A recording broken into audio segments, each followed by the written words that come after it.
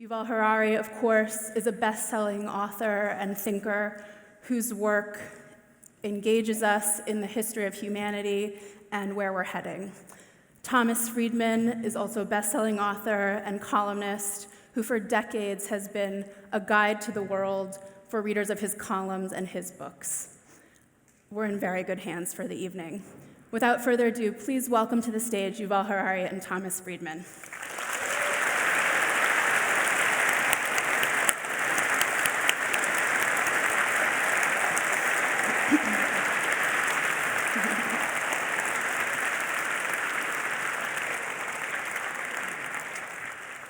So Yuval, we're going to begin with you. Obviously, when we think about the future, we think about what's happening in the world and what is setting the global agenda. And if you could speak about the global agenda. Yeah, I think the first thing to say about the global agenda is that it exists. There is a global agenda, which is not self-evident these days, because with all the talk, at least, about the rise of nationalism and tribalism and the clash of civilizations and so forth, we sometimes tend to forget that in a very deep sense, all of humanity today constitutes a single civilization. Yes, we have a lot of conflicts, but every civilization, every community, every family has a lot of conflicts. The people you fight most with are your family members, not with strangers, because they are there. So the fact that the world is full of conflict doesn't mean that we are not a single community or a single civilization. And I think in a deep sense, almost all humans today, or at least almost all countries today, understand the fundamentals of reality in the same way. They understand politics in the same way. If you think about China or the USA, Iran or Israel, they understand the basics of politics in the same way, the basics of economics in the same way, and the basics of nature in the same way. They argue about a lot of things, but when it comes time to build a hospital or an economy or a nuclear bomb, they do it in the same way. And just as we have a set of similar ideas and practices, we also, all of humanity, we have a set of common problems, global problems, which can only be solved on a global level. And of these global problems, the three most important are nuclear war, climate change, and technological disruption. Now, the first two are quite familiar by now. The third, technological disruption, is the most mysterious. Most people don't really understand what's coming. Even most experts cannot really say what kinds of threats, what kinds of dangers the new technologies, especially AI, artificial intelligence, and bioengineering, will create.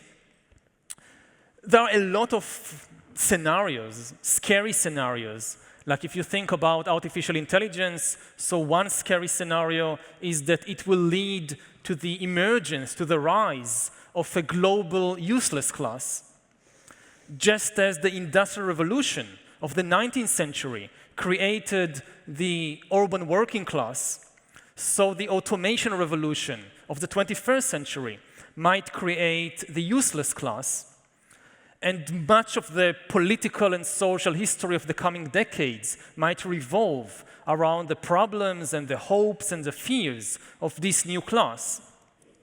Another danger is that new technologies might lead to the collapse of liberal democracy, especially if you think about the combination, the merger of biotech and infotech. They might very soon reach the point when they create systems, they create algorithms that understand us better than we understand ourselves. And once you have an external algorithm that understands you better than you understand yourself, liberal democracy, as we have known it for the last century or so, is doomed. It will have to adapt to the new conditions, it will have to reinvent itself in a radical new form, or it will collapse. Because you can say that the Achilles heel of liberal democracy is the heart. Liberal democracy trusts in the feelings of human beings. And that worked as long as nobody could understand your feelings better than you yourself or your mother. But if there is an algorithm out there that understands your feelings better than your mother and can press your emotional buttons better than your mother, and you won't even understand that this is happening, then liberal democracy will become an emotional puppet show. And we have these slogans of listen to your heart, follow your heart.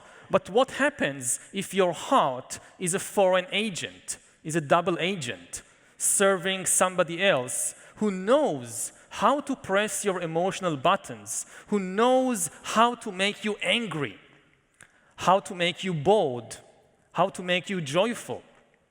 This is the kind of threat that we are already beginning to see emerging today, for example, in elections and referendums. So really, I would say that the three big challenges, the three top items on our global agenda is how to prevent nuclear war, how to prevent climate change, and how to learn to control the new technology before it learns to control us. Thank you. Tom, when we think about the future of humanity, we obviously have to think about our understanding of the world. I wondered if you could talk a little bit about how you understand the world today. Well, first of all, Rachel, it's great to be with you and Yuval, and thank you all for coming out. This is a real treat. So in my last, as a columnist, one of the things I'm always asking myself is, how does the machine work? What are the biggest gears and pulleys shaping or reshaping the world today? And in my last book, thank you for being late, picking up really on some of the themes Yuval spoke about, I argued that what is shaping more things in more places, in more ways, on more days, is that we're in the middle of three nonlinear accelerations with the three largest forces on the planet, which I call the market, Mother Nature, and Moore's Law. So Mother Nature for me is climate change, biodiversity loss, and population growth in the developing world. If you put that on a graph, it actually looks like a giant hockey stick. The market for me is globalization, but not your grandfather's globalization. That was containers on ships and planes. That's actually flat to going down right now. But digital globalization. So everything's being digitized and globalized. Put that on a graph, whether it's measuring data consumed per month or cell phones, it looks like a hockey stick. And lastly, Moore's Law, coined by Gordon Moore in 1965, the co-founder of Intel, argued that the speed and power of microchips will double every 24 months. It's closer to 30 months now, but never mind. Moore's Law is held up for 53 years. Put it on a graph, it looks like a giant hockey stick. So we're actually in the middle of three hockey stick accelerations all at the same time. And I believe it's the interaction between them that really is not just changing our world, it's reshaping our world. And it's reshaping 5 realms in particular: politics, geopolitics, ethics, the community, and the workplace. So as I think about politics right now, that something that's on everybody's mind, one of the things you really see is that political parties all over the world, here in the UK and the United States, they're blowing up. Some are in power, so they think they're alive, but they're all basically dead. And that's because, in my view, they were all born of an industrial age model, that the central theme was capitalism versus labor, or big government versus small government, and the axis of politics was left to right and right to left. What I would argue, and this gets to how I think about the world today, is that that model is no longer relevant. I think the way to think about politics today is through the model of climate change. But I think we're in the middle of 3 climate changes at once. First, we're in the change of the climate of the climate. We're going from what I call later to now. So when I was growing up in Minnesota in the 50s and 60s, later was when I could clean that lake, repair that river, save that forest, rescue that orangutan. I could do it now or I could do it later. Well, today, later is officially over. Later will now be too late. So whatever you're going to save, please save it now. That's a climate change. We're going through a change in the climate of globalization. I think we're going from an interconnected world to an interdependent world. And in an interdependent world, you get a kind of geopolitical inversion where first of all, your friends start to be able to kill you faster than your enemies. If Greek and Italian banks go under tonight, this room is half full. Greece, Italy, wait a minute, they're in NATO, they're in the EU. In an interdependent world, they can kill us. And in an interdependent world, your rivals falling is actually more dangerous than your rivals rising. So if China takes 6 more islands in the South China Sea tonight, don't quote me on this, couldn't care less. If China loses 6% growth tonight, this room is empty. That's a climate change. And lastly, we're going through a change in the climate of business and technology. I'm a big believer that, one reason I focus on technology so much, I'm a big believer that whatever can be done will be done. The only question in business is, will it be done by you or to you? But just don't think it won't be done. So I'm always asking what can be done. And when you look at AI and some of the themes that Yuval talked about, I think every company today can, therefore must, analyze, optimize, prophesize, customize, socialize, and digitize/automatize virtually any job, product, or service. So they can analyze now, thanks to big data. They can find the needle in the haystack of their data as the norm, not the exception. They can optimize. I flew here on British Airways, Rolls-Royce engines. Those engines are actually connected by sensor to Rolls-Royce, and they could tell BA exactly what altitude to fly every mile to optimize their energy efficiency. They can prophesize. So you may have seen the IBM Watson ad where the IBM Watson repairman comes to a high-rise building, says, I'm here to fix the elevator, and the doorman says the elevator's not broken. And he says, I know, but it will be in 6 weeks and 3 days. Okay, you can do predictive analytics on anything now. You can socialize, that is, you can connect now to your customers, your suppliers, your employees on a horizontal way like never before. You can customize just for guys from Minnesota with brown eyes and a mustache. And you can digitize/automatize virtually any job, product, or service. You put all those together, and every business today finds himself in the middle of a climate change. So as I thought about that, I thought, well, what do you want when the climate changes? I think you want 2 things. You want resilience. You need to be able to take a blow because you get disruptive behavior when the climate changes. But you also want propulsion. You want to be able to move ahead. You don't want to be curled up in a ball under your bed waiting for the climate change to pass. So as I thought about that, I said, who do I go to find how you get resilience and propulsion when the climate changes? And then I realized I knew this woman. She was 3.8 billion years old. Her name was Mother Nature, and she dealt with more climate changes than anybody. So I called her up, made an appointment, went out to see her. I sat down and I said, Mother Nature, how do you produce resilience and propulsion? And when the climate changes, she said, well, Tom, everything I do, I have to tell you, I do unconsciously, but these are my strategies. First of all, she said, I'm incredibly adaptive. In my world, it's not the smartest that survive, it's not the strongest, it's actually the most adaptive that survive. And I do it, she said, through a rather brutal mechanism I call natural selection. Second, she said, I'm incredibly entrepreneurial. Wherever I see an opening in nature, a blank space, I fill it with a plant or animal perfectly adapted to that niche. Third, she said, I'm incredibly pluralistic. Oh, Tom, she said, I'm the most pluralistic person you've ever met. I try 20 different species of everything, see who wins. And she did tell me something interesting. She told me her most diverse ecosystems are her most resilient and propulsive ecosystems. Fourth, she told me she's totally sustainable in a circular way. Everything is food, eat food, poop, seed, eat food, poop, seed. Nothing is wasted. Fifth, she said, I'm incredibly hybrid and heterodox in my thinking. Nothing dogmatic about me. I'll try any trees with any soils, any bees with any flowers. And lastly, she did mention that she does believe in the laws of bankruptcy. She told me she kills all her failures, returns them to the great manufacturer in the sky, and takes their energy to nourish her successes. Well, my argument is that the community, the country, the government, and the business that most closely mirrors Mother Nature's strategies for building resilience and propulsion when the climate changes is the one that will thrive in this age of acceleration. And since when I was writing my book, it was the 2016 election, I actually imagined, what if Mother Nature was running against Donald Trump and Hillary Clinton in 2016? And so I created Mother Nature's political party based on these strategies.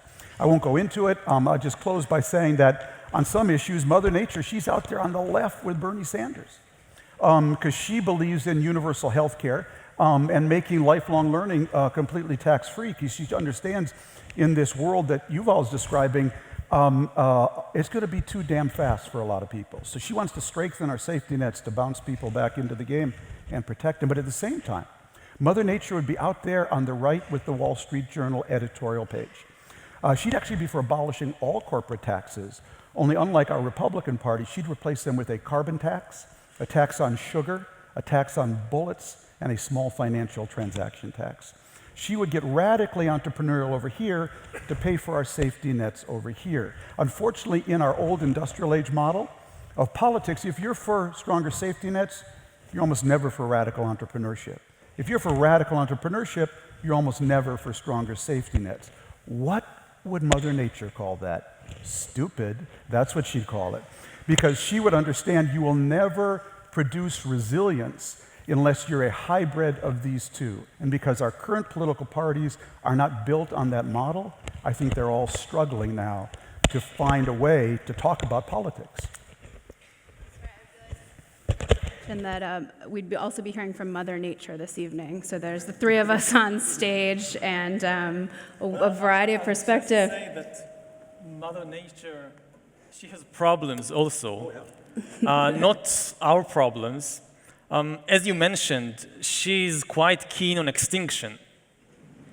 And she does believe in that. And she wouldn't care if we are unable to cope with our problems and go extinct. Yep. Also, she wouldn't care very much if humankind splits and say a small percentage becomes a new species, better adapted to the new conditions, and a couple of billions just go in the way of the Neanderthals and the mammoth and all that. Yeah. So it's very good to learn from Mother Nature, but copying her methods too closely would be, I think, very bad news for a lot of people. My view, Yuval, is get the best out of her and cushion the worst. Because, and I do agree with you. You know, Mother Nature, one of my science teachers, Rob Walton, talked about this, that she's just chemistry, biology, and physics. That's all she is. You can't talk her up, you can't talk her down. You can't say, Mother Nature, we're having a recession this year. Could we take a year off on the climate? She's going to actually do whatever chemistry, biology, and physics dictate. And to put it in American baseball terms, Mother Nature always bats last, and she always bats 1,000. So do not mess with Mother Nature, which is exactly what we're doing. I wonder, we're obviously, talking on a long-term framework here. But of course, I imagine many of you came here tonight thinking about, what's immediately in front of you, what news alerts are on your phones,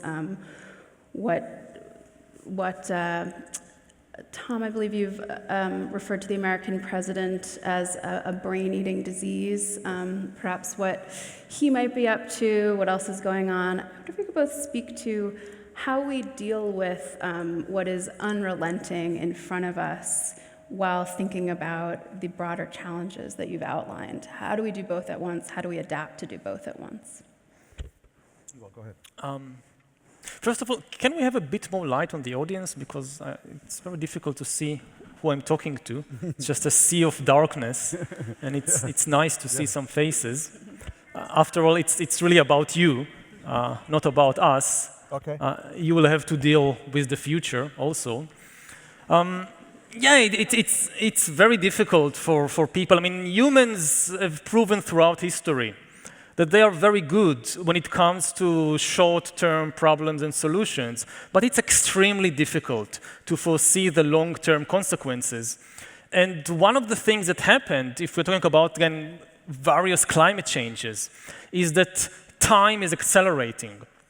So thousands of years ago, something like the agricultural revolution takes centuries, even thousands of years. and the consequences of our decision today to start growing wheat, we will see, or not we, somebody, our descendants, will see the consequences of this decision in a couple of centuries, maybe even in thousands of years. But now time is accelerating, so the long term is not 2,000 years or 200 years, the long term is 20 years. We are really in an unprecedented situation in history when nobody knows the basics about how the world would look like in 20 or 30 years. Not just the basics of geopolitics, who would be the big superpowers in 20 or 30 years, or what will be the major alliances in the world in 20, 30 years.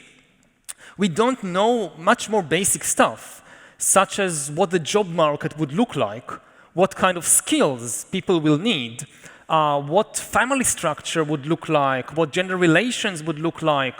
So it's really the first time in history when we have no idea how human society will be like in a couple of decades.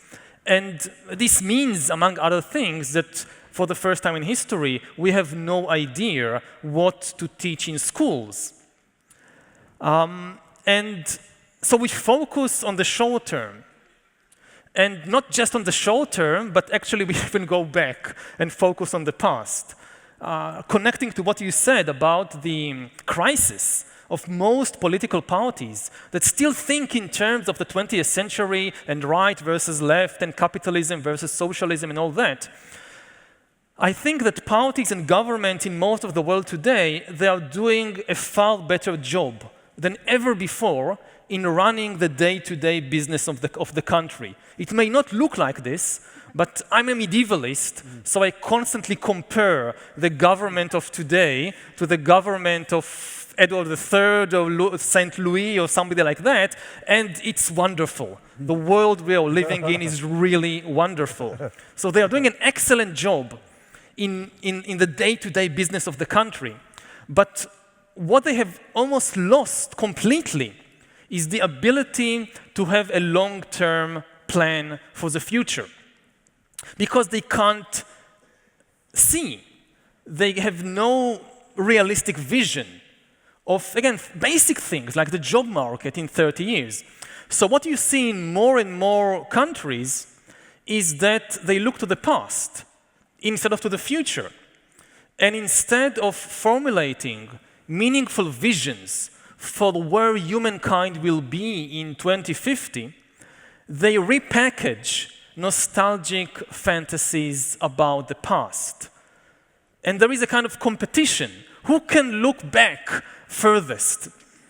So you have Donald Trump wanting to go back to the 1950s or something like that, and you have Putin basically wanting to go back to the Tsarist Empire a century after the Bolshevik Revolution, and you have ISIS that wants to go back to the 7th century Arabia, and in my country, in Israel, they beat everybody. They want to go back 2,500 years to the age of the Bible, so we win. We have the longest term vision backwards. And this is and as a historian, I can tell you two things about the past. The past wasn't a very good time. You don't really want to go back there. And secondly, it's not coming back. No matter what you do, you can't bring it back. And so we are facing really a crisis of the inability of the political system to produce meaningful visions for the future. Maybe the only place in the world where there is serious work on producing a meaningful vision for the future is in China. Whether it's a good vision or a bad vision, it's a different question. But this is the one place, I think, where the government is seriously thinking in future terms and in long terms of decades, and not in terms of 1 or 2 years, and certainly not in terms of going back decades and centuries. So just to pick up on what Yuval said, Rich, that, well, starting with Trump, I describe Trump as a brain-eating disease because as a columnist, you're always in this position every day where he says or does something so outrageous You feel if you don't write about it, you're normalizing him. But if you do write about it, he stole your brains for a day. Now, if you do that twice a week, 4 times or 8 times a month, you'll wake up after a year and discover all you've written about is that knucklehead. And he's actually sucked your brains out. So it's a real challenge. The subtitle of my book is An Optimist's Guide to Thriving in the Age of Accelerations. Everything's sped up, and the reason it's called Thank You for Being Late is the title comes from meeting people in Washington, D.C. for breakfast over the years, and every once in a while someone would come 15, 20 minutes late. They'd say, Tom, I'm really sorry. It was the weather, the traffic, the subway, the dog ate my homework. And one day, 3.5 years ago, an energy entrepreneur, Peter Corcel, came 15 minutes late and said, I'm really sorry, it was the weather, the traffic, the subway, the dog ate my homework. And I just spontaneously said to him, actually, Peter, thank you for being late. Because you were late, I've been eavesdropping on their conversation. Fascinating. I've been people watching the lobby. Fantastic. And best of all, I just connected 2 ideas I've been struggling with for a month. So thank you for being late. People started to get into it. They'd say, well, you're welcome. Because they understood I was actually giving them permission to pause, to slow down. In fact, my favorite quote from the front of the book is from my teacher and friend, Dov Seidman, who says, when you press the pause button on a computer, it stops. But when you press the pause button on a human being, it starts. That's when it starts to reflect, rethink, and reimagine. And boy, don't we need to do a lot of that right now. Now, to pick up on Yuval's point about leadership, when the world is fast, small errors in navigation can have huge consequences. When we just needed to go 50 miles at 5 miles an hour, well, if you had a bad president or prime minister or governor or mayor, you'd get off track, but the pain of getting back on track was fairly tolerable. But when you need to feel like you're going 50,000 miles at 5,000 miles an hour, when you have a bad leader now, you can get so far off track. It's like a 747 pilot just changing 2 digits as he enters the navigation of his jet, and suddenly you're halfway across the world in the wrong direction. And so leadership really matters more right now. Now, I think I would agree with what Yuval said about China in this sense. I think China's leaders do wake up every day more than the average leader in the world and start their day by asking, what world am I living in? What are the biggest trends in this world? And how do I align myself with those trends? Unlike, I think, a lot of leaders in the world. But I would tell you, I'm seeing amazing leadership in America today in 2 places. One is at the corporate level, and the other is at the local level. So at the corporate level, as I think about the workplace challenge, the way I put it, I think our central challenge is how do we turn AI into IA? How do we take artificial intelligence and turn it into intelligent assistance, ANCE, intelligent assistance, ANTS, and intelligent algorithms so more people can learn faster and govern smarter? So I'll give you an example of intelligent assistance that I use. It's the HR department, Human Resources Department at AT&T, our giant telecom. So, what's interesting about AT&T, 330,000 employees in one of the most competitive businesses in the world, global telecom. Pretty good chance that whatever is going on in their HR department is coming to a neighborhood near you. So what's going on in HR at AT&T? Well, they begin their year now with their leader, Randall Stevenson. He starts the year with a pretty radically transparent speech about where the company's going, what businesses they're going to be in, and what skills you need as a worker at AT&T that year. Filters down through the company. Then they put all their managers, 110,000 people, on their own in-house LinkedIn system. So I'm there, it's Tom Friedman, and it has my academic background and the jobs I've had in the company. Then they match that up with the skill sets. I'm making up the number because I don't remember it exactly, but it's probably 10 skill sets you need that year to be a rising employee at AT&T. They've got my CV there on LinkedIn, and they realize I've got 7 of the 10, but I'm missing 3. Then they partnered with Sebastian Thrun from Udacity, the online learning university, and he created nano degrees for all 10 skill sets.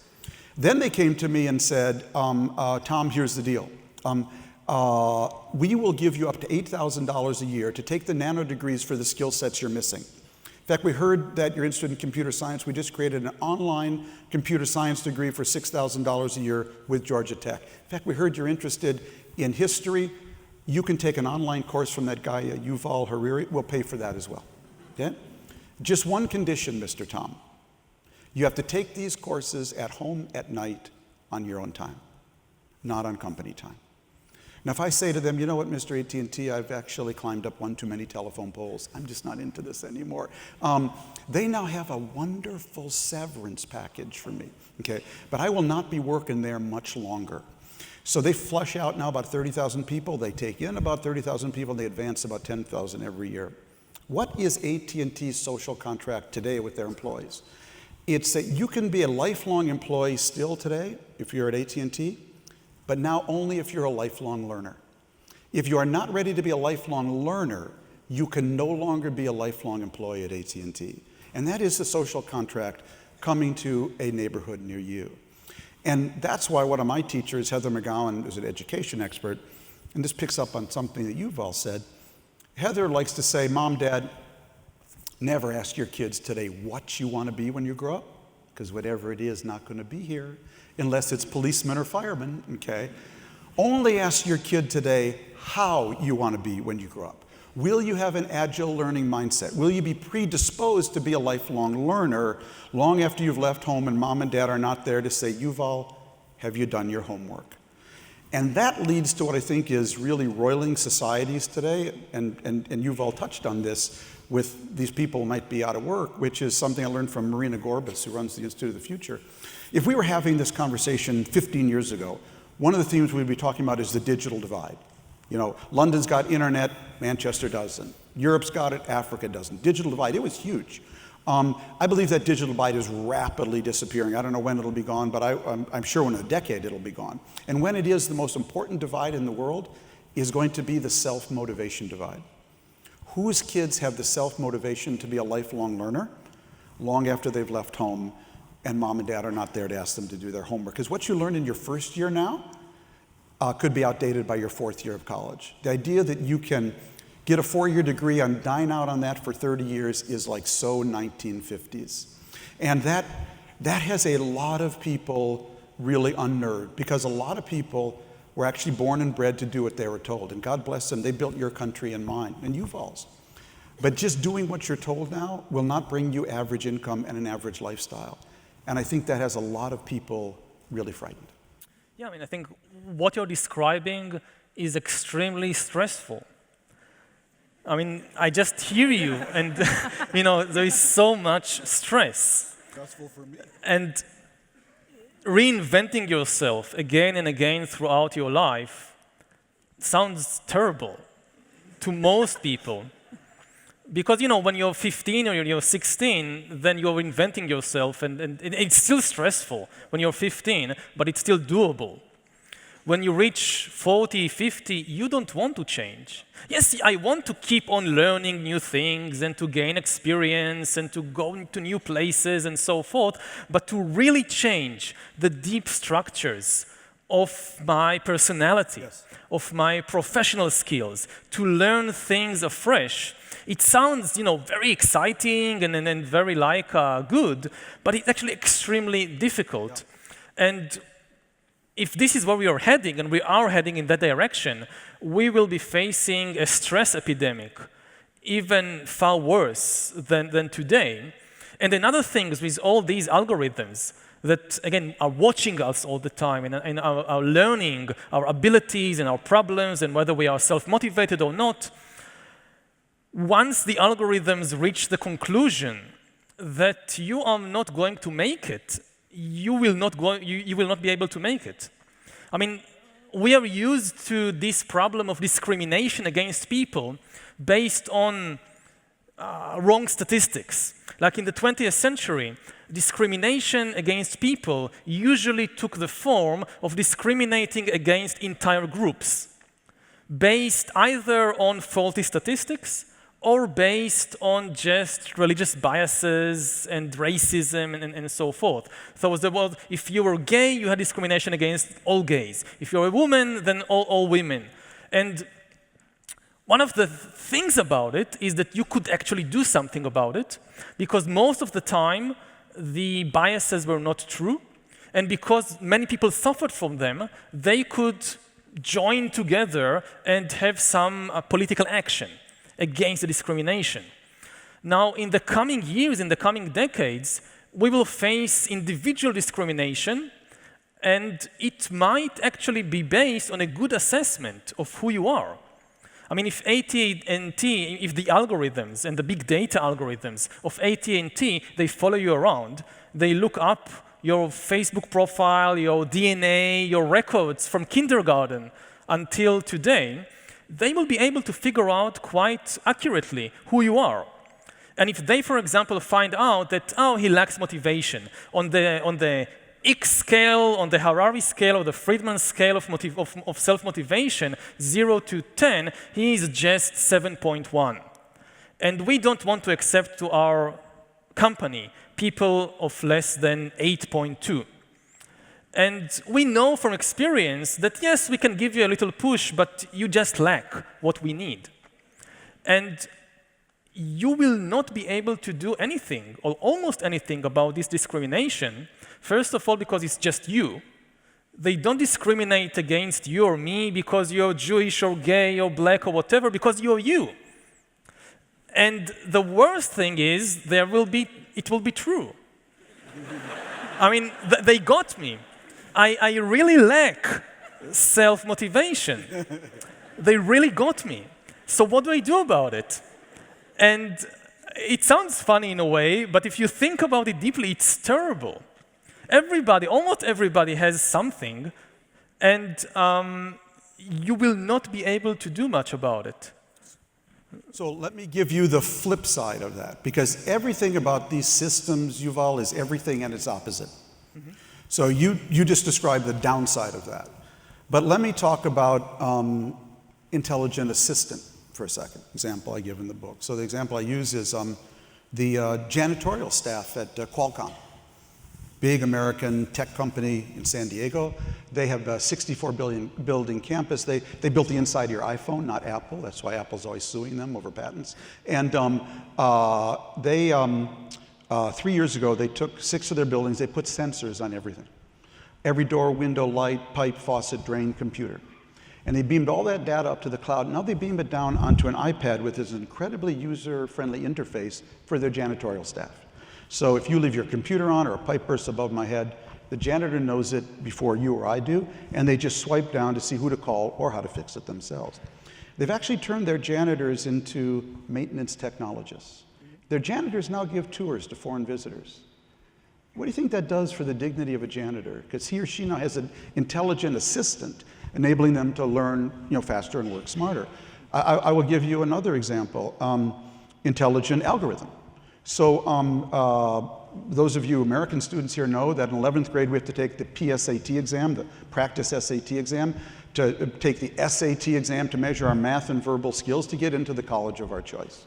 So we also know in America that a lot of parents go out in 11th grade and hire a tutor for $200 an hour to goose your scores in math and verbal. A completely rigged game. Because if you come from a family or neighborhood where you can't afford that, you're really at a disadvantage. So 3 years ago, the College Board that administers the PSAT and SAT exam, your A-levels and O-levels, partnered with Khan Academy, the online learning platform, to create free PSAT and SAT prep. So the way it works now is I take my PSAT in 11th grade, I get the results back. I did really well in verbal. It says, Tom, you could be a journalist, actually. But it says I have a problem with math. It actually says, I, Tom Friedman, personally, because it knows me, have a problem with fractions and right angles. Then it takes me to a practice site just for fractions and right angles. Doesn't waste any time on my weaknesses. If I do well there, it takes me to another site that says, Tom, you could be in AP Math. What? In AP Math? I mean, no one in my family is in AP Math. No one in my neighborhood. Yeah, you could be in AP Math. If I do well there, it takes me to another site with 180 college scholarships. Last year, 3 million American kids got free PSAT and SAT prep on this intelligent algorithm. And I'll give you another one that's very relevant to the point you raised. We have about 32 million people who started college but never finished. They go 1 year, 2 years, 2.5, 3.5 years, they drop out, go to get a job, or do it online. The algorithm says you have no BA, no job. So a whole new set of intelligent algorithms have emerged. One I profile is opportunity at work.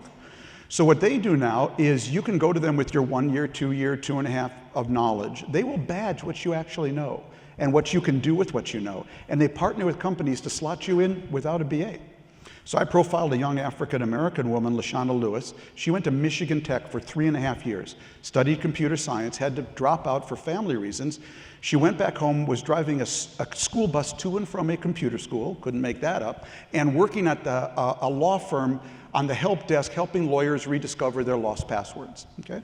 She was discovered by Opportunity at Work. They partnered with MasterCard, slotted her in as they measured her knowledge, slotted her in as a systems engineer at MasterCard. She's now a senior systems engineer at MasterCard. And as she says in the last line of her interview, and Mr. Friedman, I still don't have a BA. So that's an intelligent, that's the other side of this. And what I've found is there is enormous innovation going on the other side of this. You're absolutely right on the downside, but for every downside of this, somebody's invented an upside. I would just add one other point. You know, what was the fastest growing restaurant chain in America, according to Entrepreneur Magazine, in 2015? You never guess it. It's actually called Paint Night. Fastest growing restaurant chain in America. What is Paint Night? It's paint by numbers for adults in bars. Turns out adults like to get together in a bar, have an artist draw a design for them, and they paint by numbers together according to that design and have a drink. It's amazing how many adults like to paint by numbers in bars, okay? Who knew, okay? There are all these jobs out there, and that's why I would close by saying, if you really want to blow your mind, go to Airbnb's website. You'll notice now there are 2 icons on the front page. One's homes. That's because I'm coming to London like my sister did this week, and I want to get an apartment here. You know, we all know that. But now the other one's called experiences. And click, if you want to have some fun, click experiences. It's people monetizing their passions. I will give you a tour of 3-man basketball games in Havana at night with a mojito at the end. Read that one, the American mother who said, I sent my 18-year-old on this, he didn't come back till 2 in the morning, he was having so much fun. I'll teach you how to make falafel, you know, in Jaffa. I'll teach you how to make it, you know, this. Is it full-time employment? Maybe, maybe not. It's the fastest growing part of Airbnb's website, and I predict in 5 years, it'll be the biggest job site in the world. People monetizing their passions. I wonder, sticking with this theme, we've been talking a lot about individuality. We'll be able to learn individually just how unmotivated we are, I guess, or perhaps motivated to go paint plates by numbers. So we'll know so much more about ourselves as individuals.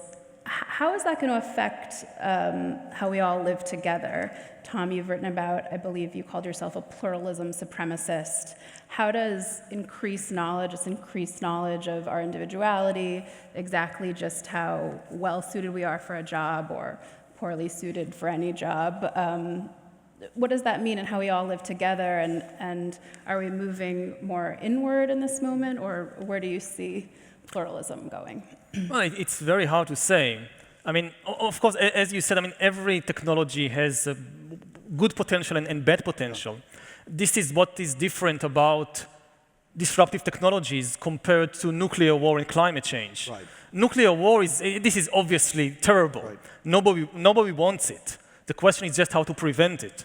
With disruptive technology, the danger in a way is far greater because it has some wonderful potential. So there are a lot of forces that for some very good reasons are pushing us faster and faster to develop and adopt these disruptive technologies. And it's very difficult to know in advance what the consequences will be in terms of community, in terms of relations between people, in terms of politics.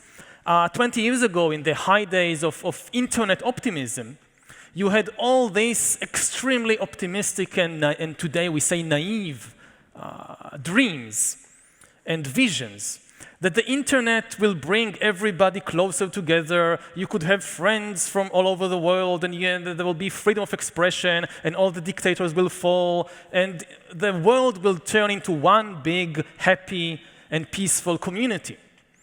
And this didn't happen. And we look back today and we say, oh, this was extremely naive. I mean, did people forget about human nature? Did we learn nothing from history? And the answer is yes. I mean, we learn very little from history. Does it mean that every new technology will just make things worse? No, obviously not. But it's extremely difficult to know which way it will go. I think that history is just not deterministic. And again, when you look to the past, when you look to the 20th century, and what people could do with new technologies, and you can use the trains and radio to build Nazi Germany, or you could use the same technology to build liberal democracy.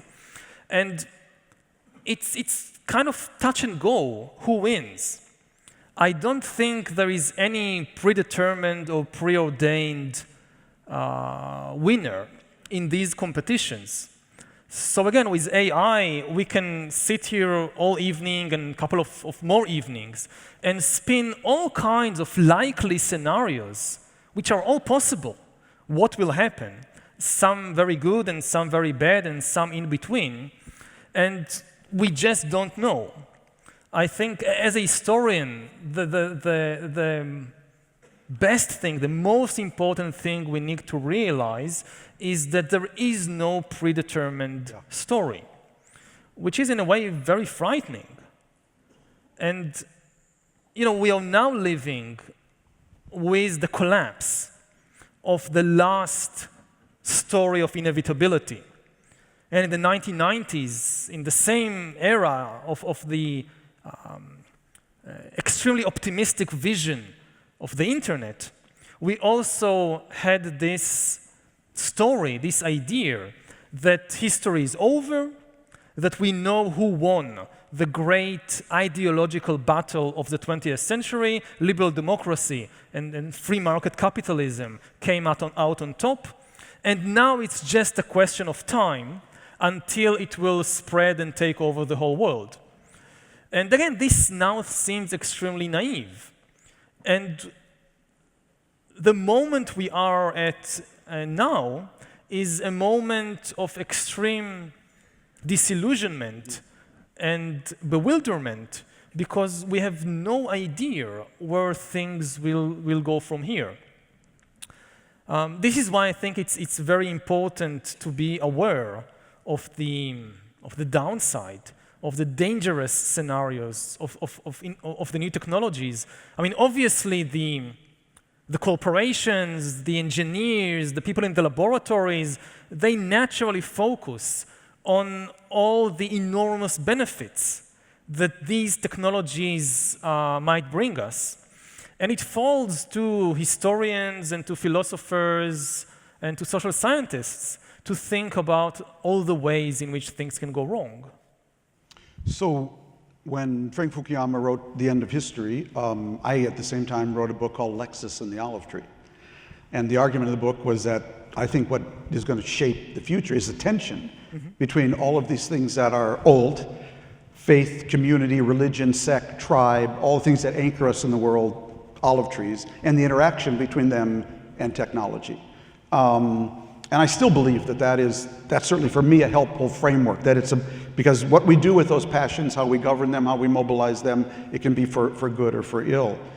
And that's for me, Yuval, it's a good segue to talk about the ethics question, and one you wrote a whole book about, Homo Deus, so I just did a little chapter on it, and let me give mine and then you give yours, because I think there'll be an interesting contrast between the two.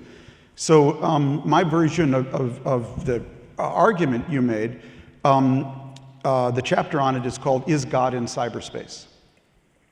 Is God in Cyberspace? Best question I ever got on book tour. 1990, I was selling Lexus and the Olive Tree in Portland, Oregon. Question time came, young man stood up in the balcony, he said, Mr. Friedman, I have a question. Is God in cyberspace? I said, I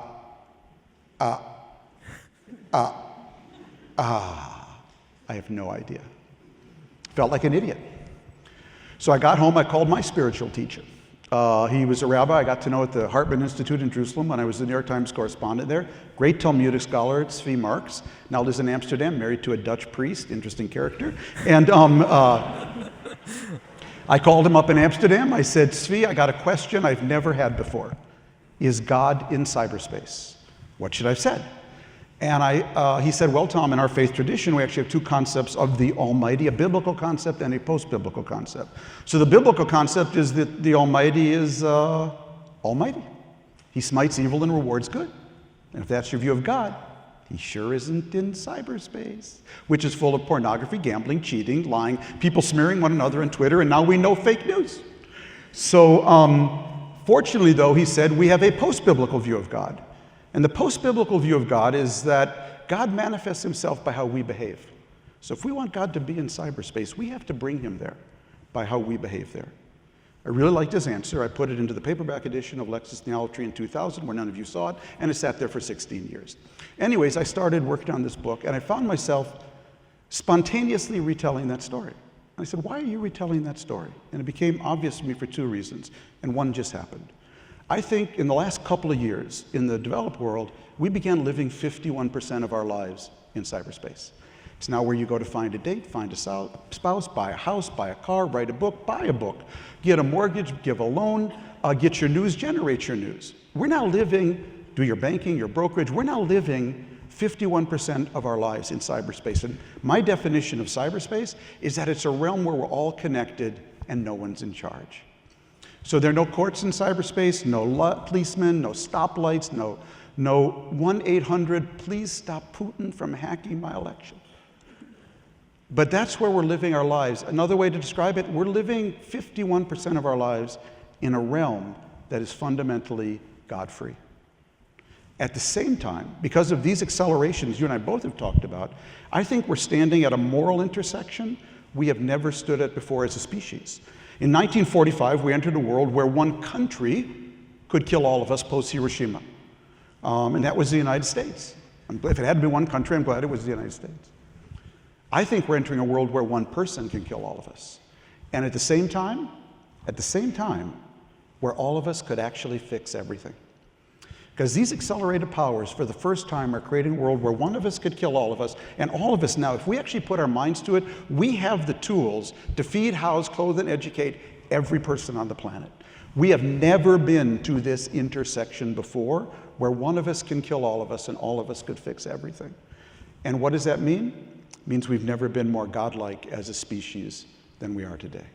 Well, put those two together. We've never lived more of our lives in a realm that's God-free, and we have never been more godlike. And what that means is that what every person thinks, feels, and believes really matters. It means everyone needs to be in the grip of sustainable values. It means, at a minimum, everyone needs to be in the embrace of the golden rule. And every faith and culture has their version of it: do unto others as you wish them to do unto you, because you now live in a world where more people can do unto you farther, faster, deeper, cheaper than ever before. Putin did unto us in our election. And we can do unto others farther, faster, deeper, cheaper than ever before. Everyone needs to be in the embrace of the golden rule. I know what you're thinking. I actually gave this thing as a commencement address at Olin College of Engineering 2 years ago. And I said to the parents there, I know what you're thinking. You paid $200,000 for your kid to get an engineering degree. And who do they bring as the commencement speaker? But a knucklehead promoting the golden rule. Is there anything more naive? And what I told them is what I would say again tonight. I think in this age of acceleration, naivete is the new realism. Because what's really naive is thinking we're going to be okay in a world that is this interdependent, where men, women, and machines get this super empowered, if everyone is not in the embrace of the golden rule. Where does the golden rule come from? I think two places primarily: strong families and healthy communities. And that's why my focus and my work today is so much on healthy communities. But I would say that maybe the big problem is not so much morality as it is causality. That we just... Say it again. Causality. I mean, the ability to understand the chains of causes and effects in the world.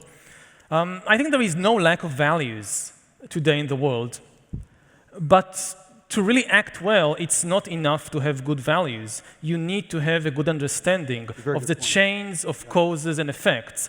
Like if you think about a commandment like, don't steal. So, okay, let's everybody agree, it's not good to steal.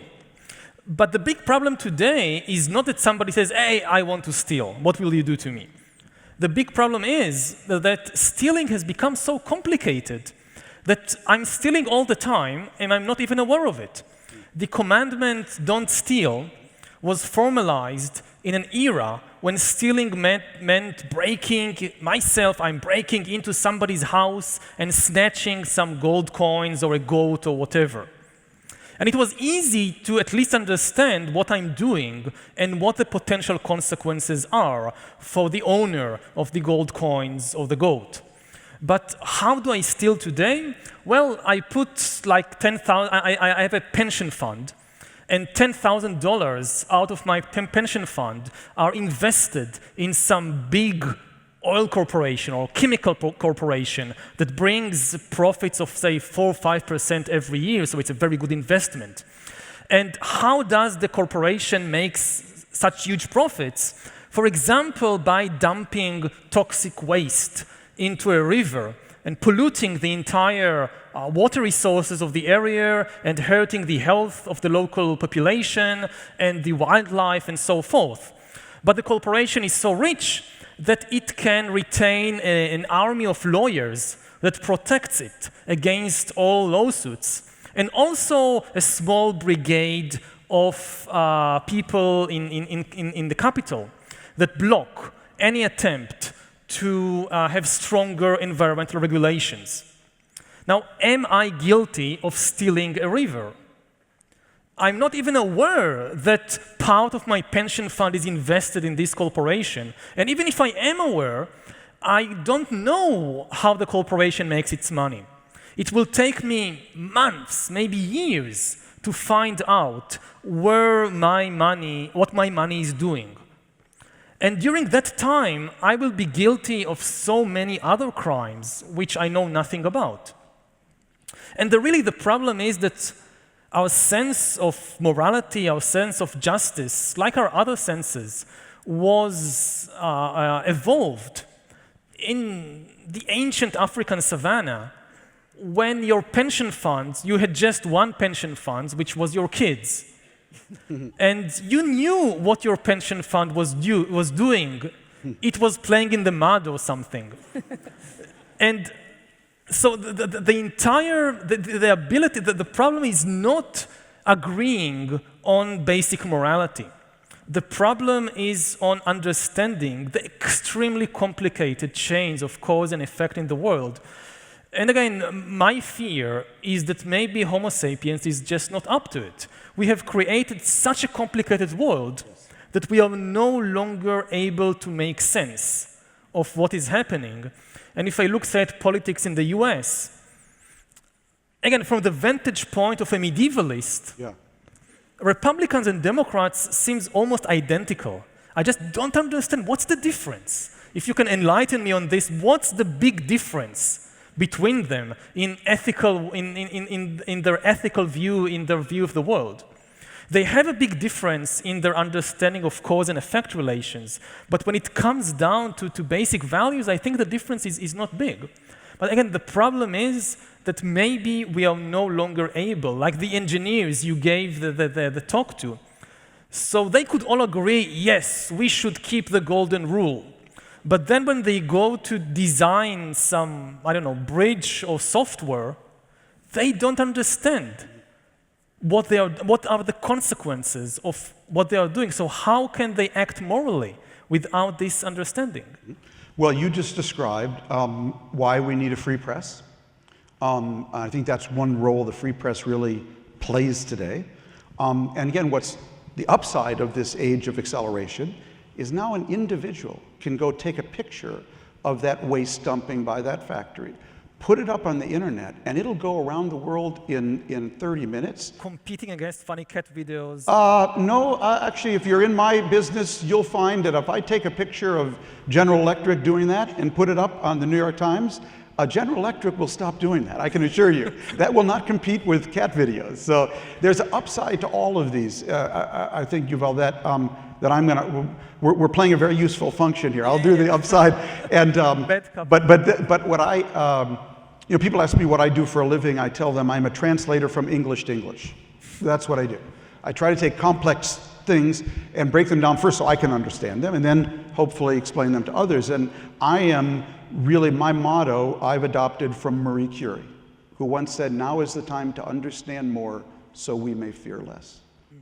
And now is truly, this is never good journalism. I think that practiced by the New York Times and many others has never been more important. To understand more so people will fear less. Because we now have a president who's actually in the fear business, backed up by a Pravda-like network called Fox Television that's in the business of making people stupid. And you put those two together, it's really dangerous. And the good news is, we are finding at the New York Times, more people, Donald Trump is always calling us the failing New York Times. I assure you, we are anything but that today. Because so many people are coming to, not just the New York Times, but to trusted news sites because they want to understand more so they may fear less. And so many individuals now can go out and actually be citizen journalists like never before. And I would say there's the political side of that is that, if you want to be an optimist about America today, I tell people, stand on your head. Because the country looks so much better from the bottom up than the top down, okay? So I think that as we go into this age of acceleration, national governments, with a few exceptions, are really too slow. Certainly the big democracies are, because we're too tribalized, partisanized now. They can't move at the pace of change, because government moves at the pace of trust, and there's no trust. The single individual, single family, way too weak against these forces. So I think it's the healthy community that is going to be the proper governing unit of the 21st century. And if you want to know what makes me an optimist in America, is that our country, the cliche about America is that we're divided by two coasts. So these two coasts, everyone is pluralizing, diversifying, globalizing, and modernizing. And in between them is flyover America, where everyone's high on opioids, voted for Trump, and waiting for 1950, okay? That's kind of the cliche. So, well, you only have to be from Minnesota, you only have to be from flyover America to know that is not true. America is actually a checkerboard today of communities that are collapsing from the bottom down and communities that are rising from the bottom up. So I did a trip a year ago to, I was invited to give a talk at our national lab at Oak Ridge, Tennessee, so I got the map out, Oak Ridge, Tennessee. Hey, it's down here, it's southern tip of Appalachia. Haven't been to Appalachia, I think I'll do a car trip across Appalachia. I'm reading about all these people who voted for Trump. So I started the trip in Austin, Indiana. So that's the southern Indiana, northern tip of Appalachia. I went there because I'd read about the town, 4,400 people, and 5% of the town is HIV positive, which is just the worst possible levels of epidemic you can imagine. What was the story? 2 factories in the town. One closed, the other got automated. A lot of white working class men and women got unemployed very quickly. They couldn't adapt and fell into drug use, and you had son, father, grandfather, all shooting up together. It's a terrible story, and I went there to interview the one doctor in the town. Then I got in my car and drove 40 minutes south on I-70 to Louisville, Kentucky. Louisville, Kentucky has 30,000 open jobs. Anybody looking for a job? Louisville, Kentucky. So what's going on there? So which organisms thrive when the climate changes? They're called complex adaptive organisms. What's happening at the community level? The communities that are rising, they're creating complex adaptive coalitions. And what you see in Louisville, and I can show you communities all over the country, these complex adaptive coalitions, you have the business community now plugging directly into the public school system, K-12, community college, four-year college, translating in real time their skills, needs, and demands, okay? Not waiting for the schools to figure it out. Then you have the philanthropic community coming in, supplementing it with scholarships, after-school programs, supplemental learning opportunities. Then you have the local government catalyzing it all and hiring global recruiters to go into the world and find global investors for their local attributes. So in the case of Louisville, Louisville happens to be the capital of bourbon tourism. So Louisville is to bourbon what Napa Valley is to red wine. And there are now distilleries and bed and breakfasts. You can go all, across. They've created a tourism industry. Louisville happens to be the headquarters of UPS. So you fly into Louisville Airport, all you see are factories everywhere.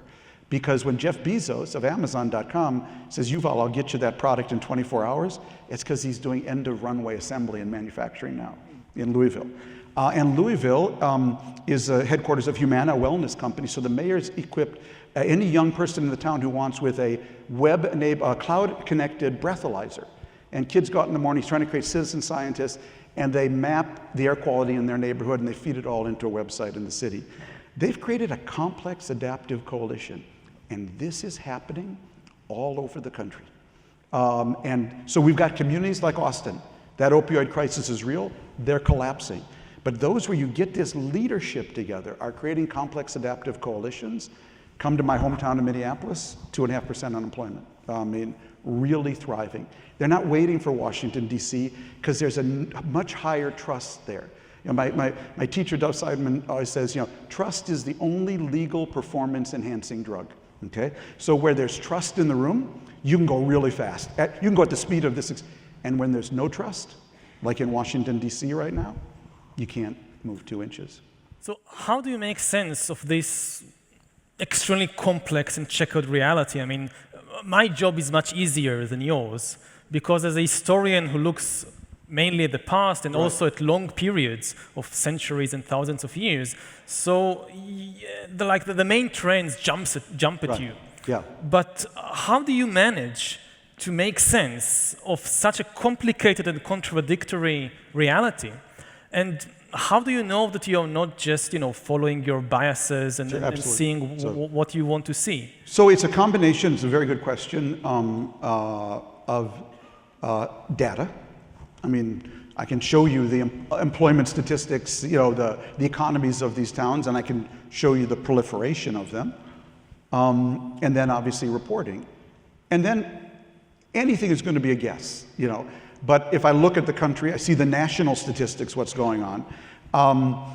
To me, the question is, and this I can't do, I can only report on what's going on, is what is the balance between these two trends? But as I'm not a historian, I'm a journalist, what I'm trying to do is by highlighting the positive trend, because I think one good example is worth 1,000 theories, that people will follow examples when they see people like them doing it. So my idealism is to say, here's what's working, and these people are just like you. So you can do it just like them. Israeli General Uzi Dayan, once said to me, Tom, I know why you're an optimist. I said, why? He said, it's because you're short. And I said, short? I'm not that short. He said, you can only see the part of the glass that's half full, okay? So I'm actually not that short, but I do believe in, Amy Levin's a physicist who helped me with all the physics in my book, Yuval. He likes to say, when people say, Amy, are you an optimist or a pessimist? He says, I'm neither, because they're just two different forms of fatalism. Everything will be great, everything will be awful. He said, I believe in applied hope. Tom, Don't know if it's going to work, but I believe in applied hope, yeah. I'm very interested in how Yuval has interrogated your optimism, and optimism, of course, would be the natural note to end on, but I want to hear a tiny bit more about your pessimism, and hopefully we can all think about how to walk out of here holding both of those ideas in our mind. Mm-hmm. You wrote in Sapiens, I believe, that there's no evidence that, I have it right here, no proof human well-being inevitably improves as history rolls along. Just a cheery thought for all of us as we wind down our time together. I wonder if you could help us think about that, what you've discussed this evening, and Tom's very convincing, data-rich argument that when you're doing yoga and standing on your head, you really can see roots of communities pulling together even in this disorienting moment. So help us leave here both pessimists and optimists. Well, I try not to think in terms of pessimism and optimism. I Or mean, neither is also a choice. no. It's just that history just doesn't unfold in such a way. Usually you have terrible things and wonderful things happening at the same time, maybe in different places, but happening at the same time.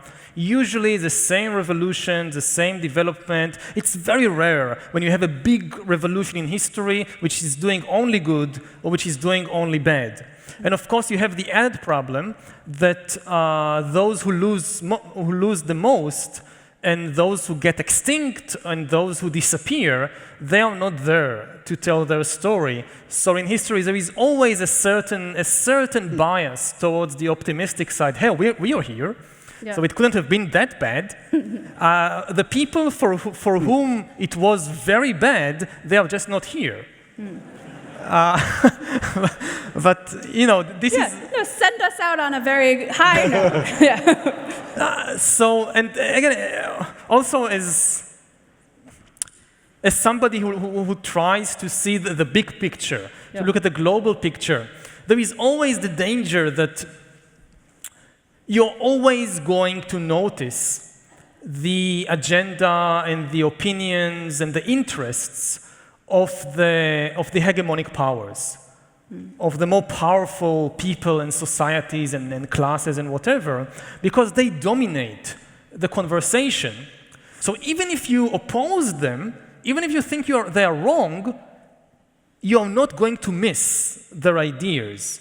You might object to their ideas, you might fight against them, but you are not going to ignore them.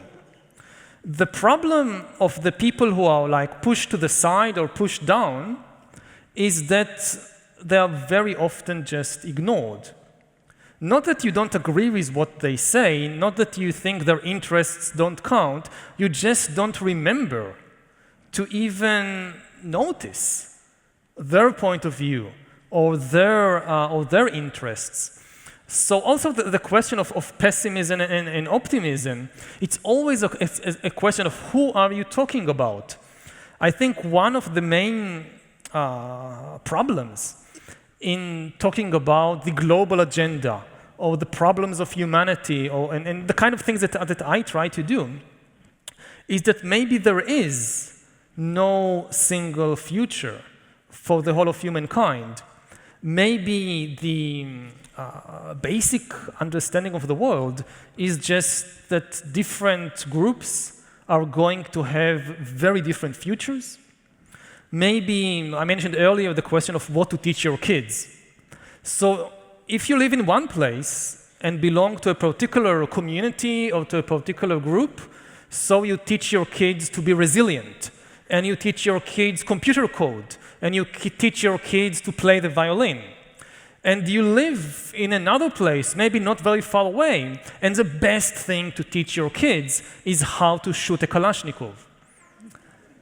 And it's happening on the same planet at the same time. And what's more true or what's more important, it's kind of an empty question. It really boils down to the question of perspective. So this, I think, is kind of a historical law or an historical truth that there is never just a single story going around. And part of the responsibility, part of the difficulty, I think, of being a journalist or being a historian is how do you bring at least some justice to this situation, and how do you give at least some attention to all the different viewpoints and not just to the dominant one. Before you close, Yuval, just talk a little bit about your next book and give us a little tease. I want to hear. I'm going to be very selfish here for a second. And then I'll do my thing. So my next book is coming in August, September. It's called 21 Lessons for the 21st Century. But it's not really a book of concrete lessons, like do this, go there, whatever. It's more an invitation to take part in the major debates and discussions of the world, of the current moment. Continuing what I said earlier, I think one of the problems that most people today face is that they just don't have the time and the energy to be part of the global debate, of the debate about the future of humanity. There are all these big questions of climate change and artificial intelligence and bioengineering, and it's going to have an impact on the life of every single individual on the planet. But most people, they're too busy going to work and feeding their kids and taking care of elderly parents and so forth. They just don't have, it's a luxury to be able to think about these issues, to investigate them, to engage in the debate. And the problem with, and one of the problems again with history, is that history never makes any concessions and never gives any discounts just because you're in difficulty, or just because you're poor, or just because you're too busy taking care of your kids. If you don't have the time and the energy and really the luxury to be part of the debate, it doesn't mean that you won't suffer from the consequences. Because in this sense, history is completely unfair. And I see my job as a historian as trying to help at least a few more people take part in the debate. And this is the main purpose of the coming book. So I guess I see my job is obviously, reporting whatever situation I'm assigned to report to, but I am always looking for examples of what's working and sharing them with people. So, because I think there's a power in that, and that's my version of idealism. It's why I went into journalism. Young people often come to me and say, I want to do what you do. What do I need to know? And, I say, you need to be able to type fast. I can type really fast. I actually went to London secretarial school to learn how to type back in my day here. But I think the most important thing you need as a journalist today is that you have to be a good listener. And for two reasons, and the second reason is more important than the first. The first is what you learn when you listen, But the second reason is what you say when you listen. Listening is a sign of respect. And my method to my madness, if you travel with me, is I really do try to listen to people.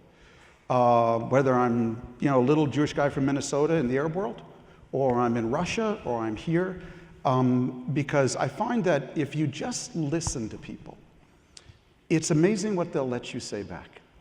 And if you don't listen to them, it's amazing you cannot tell them it's dark outside. And that's why I've often said, before I retire, I'm going to change my business card. It now says Thomas L. Friedman, New York Times, Foreign Affairs columnist. And I want to change it to Thomas L. Friedman, New York Times Humiliation and Dignity correspondent. Because I basically spent my whole career covering people acting out on their humiliation, whether it's in the Middle East, we all know the stories there, or Russians feeling humiliated, Chinese, and questing for dignity. But I may add also diversity correspondent. And that's where I would end, Rachel, as a columnist, sometimes you're in the right place at the right time. And sometimes you're in the wrong place at the wrong time, especially when you're a once-a-week columnist, as I am now. So last summer, the head of the US Air Force invited me to join him on a tour of all America's air bases in the Middle East. It's a great opportunity to see this perspective of the world in the military. And I found myself at Al Udeid Air Base in Qatar the night Donald Trump was giving his press conference about the Charlottesville disturbances and talking about how there were good white supremacists and bad white supremacists. And that's all the world, or in America, was talking about. And I was in Al Udeid Air Base at Qatar, and my column was due in a few hours. So I was staring at a blank screen, thinking about, what do I write? And then it just popped into my head. I looked around at my traveling party. The head of the U.S. Air Force, Dave Goldfein, is Jewish. We were traveling with the U.S. Air Force Secretary. She's a woman, Heather Wilson.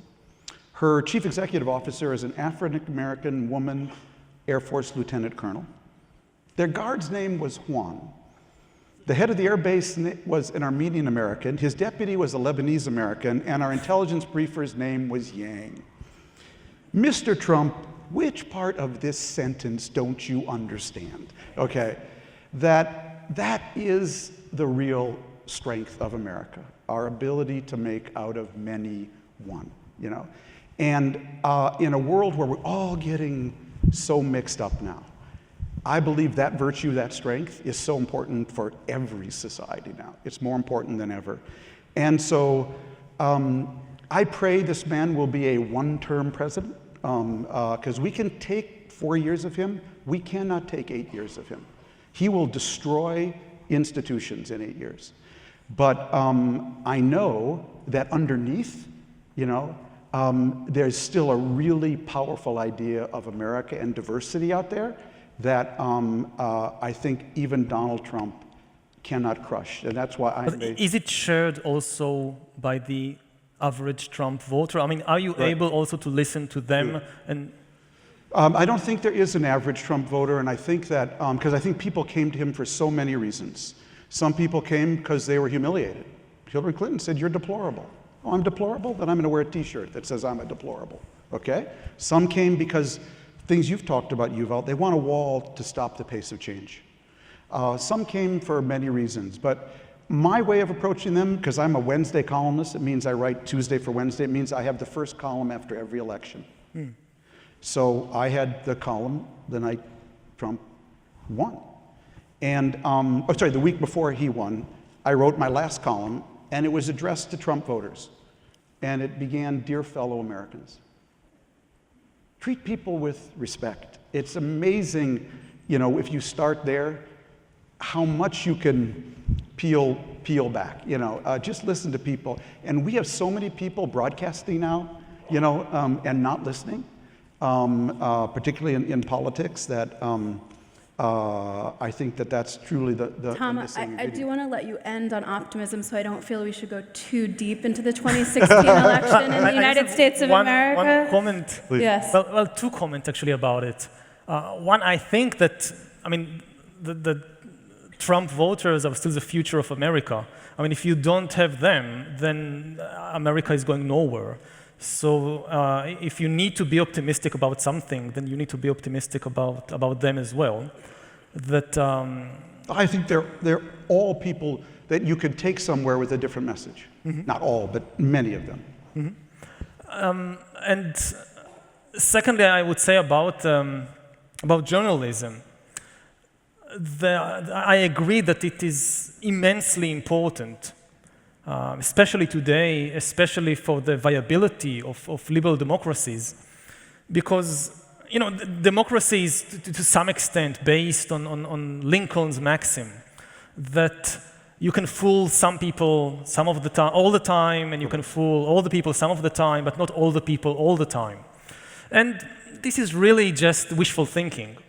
You can fool people, I mean, not for eternity, nothing is for eternity, but you can fool all the people for a very, very long time. And the way to do it is to control the information they get.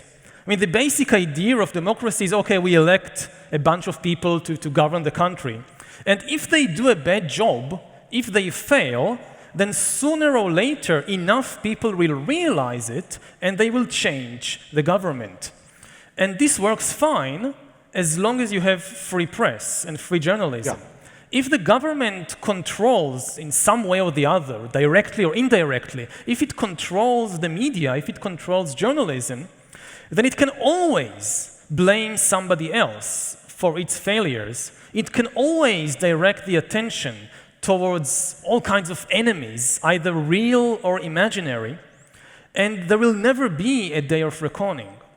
So in this sense, there is no future to democracy without a strong and a free journalism. Yuval, I think, yes, let's, strong and free journalism. Yes. Yeah.